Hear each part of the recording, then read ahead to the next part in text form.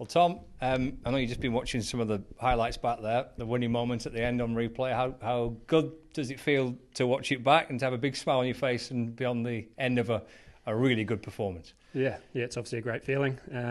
Just pleased Woody was able to connect with that last one. Yeah, it was outstanding. Run chase there and to get over with, one ball to spare and a couple of wickets to spare showed great character from the guys. That felt 180, quite a sizable target. How far above were they, did you think, at the halfway point? Yeah, we knew it was a good wicket. Probably after the power play when they were 40 for 2 off 6, we probably let them get away there, a wee bit to be chasing 180, but I think that's the beauty of this team. No matter what position we're in, we're going to back ourselves to chase anything. Even if we did think they may have got slightly too many, but at the same stage we knew it was a good wicket. And for them to go from 40 for 2 off the power play to end on 180, we knew it was a good wicket. We knew that we could do that as well. Winning games like this, when you're chasing down big scores, or indeed when you win games when you're defending totals, but those games when it comes down to the final ball or two and you win it, how significant is that for a team to get over the line in close games? Yeah, absolutely, it's massive. It's a confidence game. 2020, you want to build as much momentum as you can. Obviously we had the washout against Northants, so it was nice to play today and nice to get over the line at the back end, and I think it holds us in good stead for the next sort of 4 games. Obviously Derbyshire away, and then the big one on Friday night against Yorkshire. And for you personally, Tom, congratulations on the knock there, and obviously a match-winning contribution. How good does that feel for you? Yeah, it's nice. Obviously I've had a few weeks off, played a couple of twos games and got back into some form again, played a game of club cricket as well, so it was just nice to be back in the middle again and contribute. It's like I said, it's been slim sort of season for my standards, so it's been nice to get out in the middle today and to get over the line. If we didn't get over the line there, then it wouldn't have felt so good. So really pleased with how I was able to get out there and spend some time in the middle and get us over the line at the back end there. How challenging has it been the last kind of couple of months for you? Oh yeah, look, it's it's the nature of professional sport, isn't it? And cricket's a brutal game. You can train as much as you like, and you can do all the right things off the field, and it doesn't necessarily reap the rewards. So it's just about sticking in there. I've stayed positive this whole time.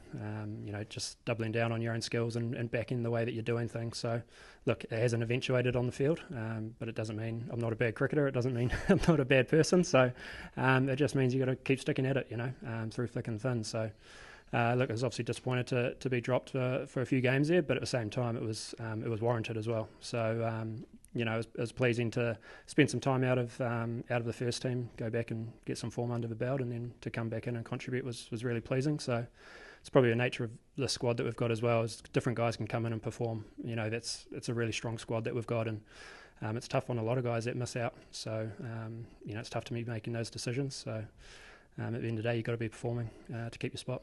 What's that time out of the team helped you with? You mentioned you played some twos cricket, but just stepping away from it a little bit, has that been quite beneficial for you? Yeah, absolutely. I think sometimes when you are going through a bad patch or a bad run of form, you almost just get the blinkers on and you don't see any way out of it. You're doing all the right things, but like I say, sometimes it needs you to step back, take some time away.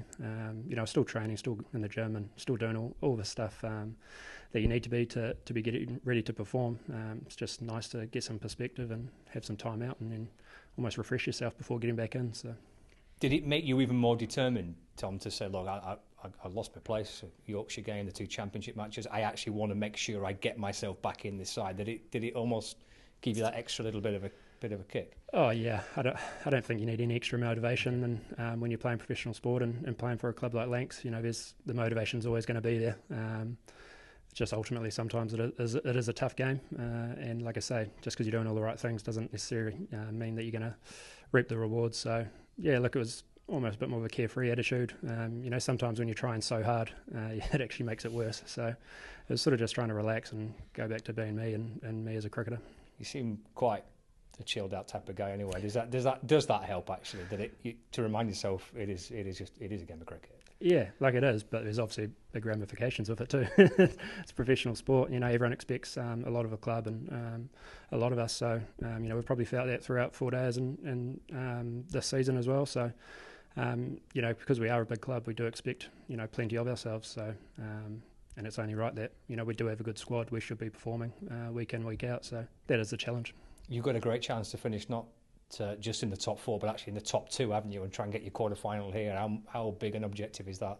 Yeah, obviously first objective is just to be top 4, you know, just to qualify. And then, you know, once you get to that sort of last few games, if you can manage to get that home quarter-final would be outstanding. Obviously we've got a good record here at home, and to play a quarter-final would be outstanding at home. But first objective, first and foremost, is just to qualify, get that top 4 spot, and then the rest will take care of itself.